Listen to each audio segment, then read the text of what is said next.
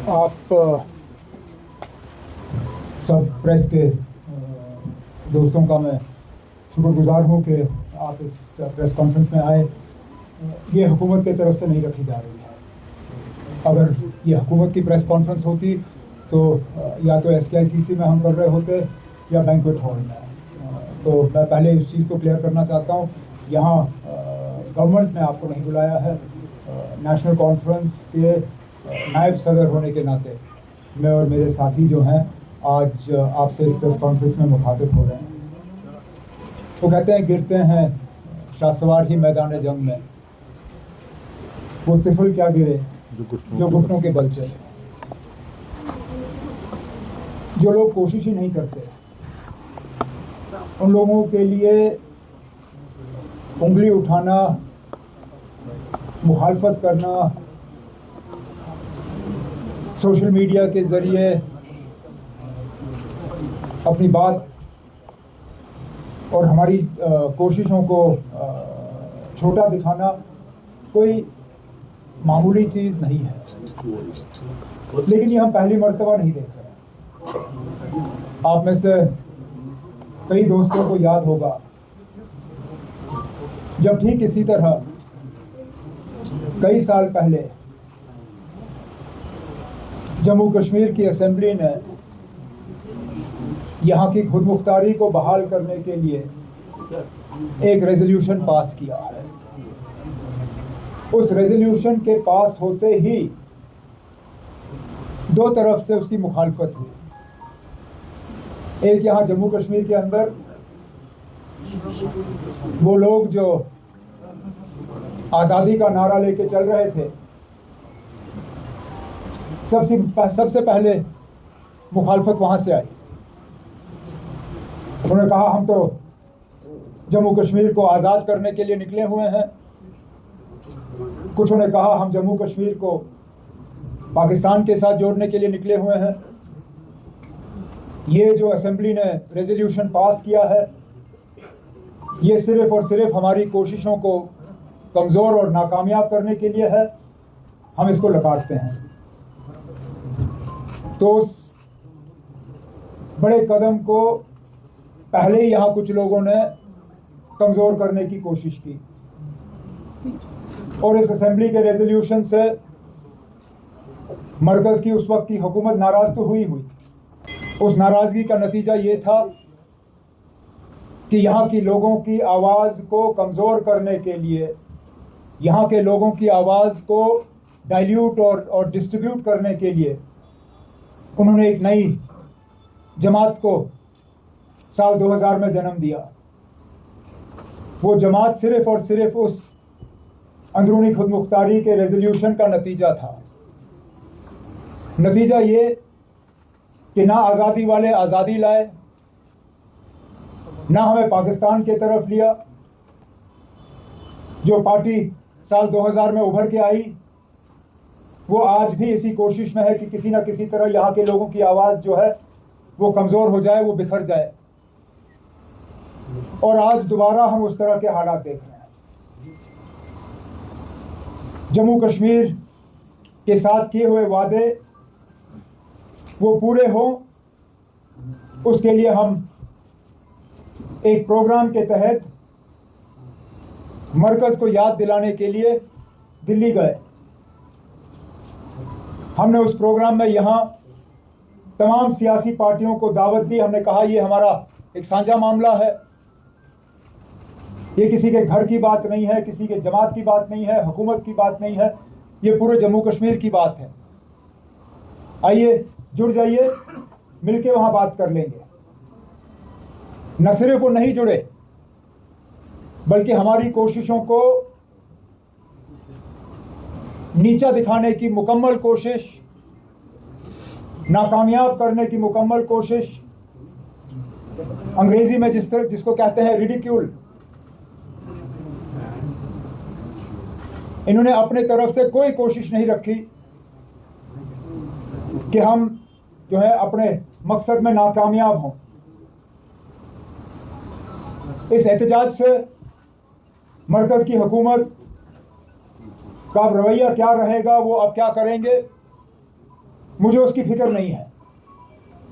लेकिन इस बात का अफसोस है कि जो लोग अपने आप को जम्मू कश्मीर के लोग के हमदर्द कहते हैं, वो इन मौकों पे अपनी हमदर्दी भूल जाते हैं और क्या कहते हैं, आप जाइए और पहले 370 की बात करिए, जम्मू कश्मीर के खसूसी दर्जे की बात करिए। जनाब, हमने कब वो बात नहीं की? जब आप लोगों ने बीजेपी को यहां लाके बसाया, हम ही वो लोग हैं जो उस वक्त ये बात कर रहे थे। जब आपने अपना सारा एजेंडा छोड़ के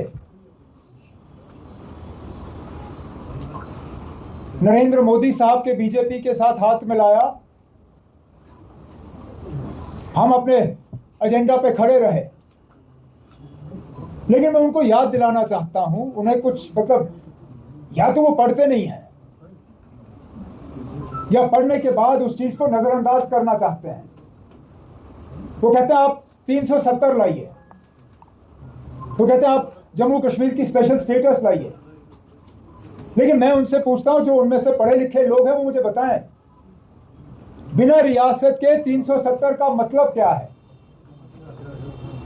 बिना रियासत के 371 के मायने क्या है? आखिरकार जो भी स्पेशल स्टेटस जम्मू कश्मीर का होगा, चाहे उसको 370 की सूरत में लें या आप उसको कोई और शक्ल देना चाहें,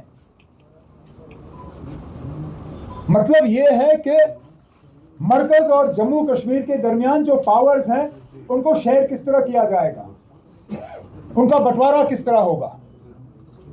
और बंटवारा मरकज और यूटी के दरमियान नहीं होता, क्योंकि यूटी के कोई इख्तियारात नहीं है। यूटी के तमाम इख्तियारात जो हैं वो या तो मरकज के पास है या लोक भवन के पास है। आपके तमाम कैबिनेट के फैसले पहले लोक भवन जाते हैं, वहां पे दस्तखत होते हैं, फिर जाके उनका ऐलान होता है। तो आप किस तरह की पावर शेयरिंग की बात कर रहे हो स्पेशल स्टेटस के तहत, अगर आपका कोई स्टेट लिस्ट ही नहीं है? क्योंकि मामला सिर्फ यही है, किसी भी स्पेशल स्टेटस में स्टेट लिस्ट के कितने पावर होंगे, सेंट्रल लिस्ट के कितने पावर होंगे और कंकरेंट लिस्ट के कितने पावर होंगे, झगड़ा यही है। तो बिना रियासत के स्टेट लिस्ट है कहां? सारा तो यूनियन लिस्ट है। इसलिए हम कहते हैं कि वहां तक पहुंचने के लिए हमें एक बुनियाद डालनी है, उस बुनियाद पे हम इमारत खड़ी करेंगे। लेकिन हम उस इमारत को भूले नहीं। हुकूमत बनते ही जो पहला असेंबली का सेशन रहा, हमने उसमें जम्मू कश्मीर के special status with constitutional guarantees का रेजोल्यूशन पास करा के मरकज को भेजा, और वो आज भी जिंदा है वो रेजोल्यूशन। उसको रद्दी की टोकरी में, जो आप बार बार हमें याद दिलाते हो, अंदरूनी खुदमुख्तारी वाला रेजोल्यूशन, और कहते हो ना इसको तो मरकज ने रद्दी की टोकरी में फेंका। चलिए, उसका जो हुआ सो हुआ, ये वाला तो अभी जिंदा है। कभी ना कभी तो इस पे बात होगी, लेकिन बात तो तभी मुमकिन होगी जब मरकज अपने स्टेटहुड का वादा पूरा करेगी। इसलिए हम कहते हैं कि कम से कम वो चीज जो मरकजी हुकूमत ने जम्मू कश्मीर के लोगों के साथ वादा किया है, वो हमें मिल जाए, फिर हम आगे चलेंगे। लेकिन ये लोग जो बीजेपी को नाराज नहीं करना चाहते, जो मरकजी हुकूमत को नाराज नहीं करना चाहते, अपने घरों में बैठे रहे और tweet tweet tweet tweet tweet, बाहर बारिश, और ये लोग रजाइयों में बैठे सोशल मीडिया के जरिए अपना सिलसिला चलाते रहे। जम्मू कश्मीर के लोगों ने अब देखा कि सड़कों पे लोगों के हकूक के लिए, लोगों की इज्जत की बहाली के लिए और जम्मू कश्मीर की बेहतरी के लिए वो कौन लोग हैं जो जद्दोजहद और लड़ने के लिए तैयार हैं, और वो कौन लोग हैं जो सिर्फ और सिर्फ अपने मोबाइल फोन के पीछे बैठे रहते हैं। और जैसे मैं बार बार कहता रहा, ये शुरुआत है, ये खात्मा नहीं है, ये सिलसिला चलता रहेगा। क्या नई शक्ल होगी, क्या तरीका होगा, वो तंजीमी लेवल पे जनाब डॉक्टर फारूक अब्दुल्ला साहब की सदारत में हम बैठ के तय कर लेंगे कि आगे क्या करना होगा।